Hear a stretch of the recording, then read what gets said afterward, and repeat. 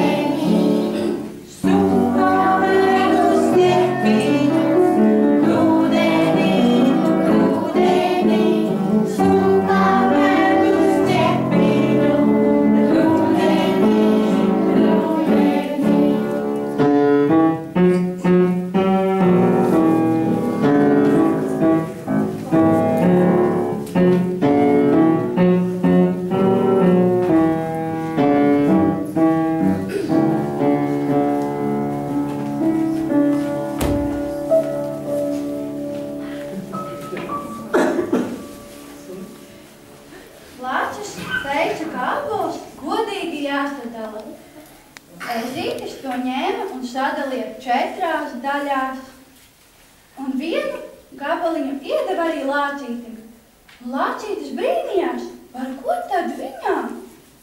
Par ko Lācītis brīnījās? Kāpēc viņam? Kāpēc sadalīja strīdu? Izšķīra strīdu. Tieši tā.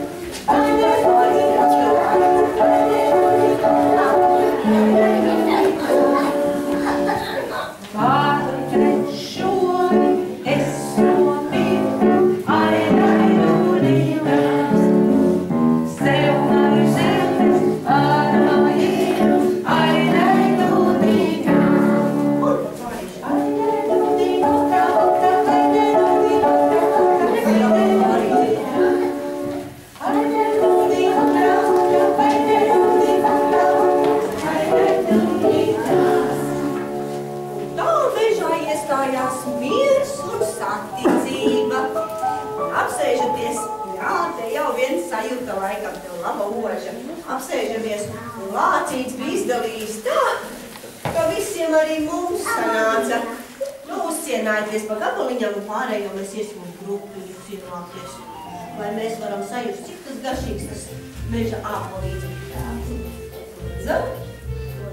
Lūdzu.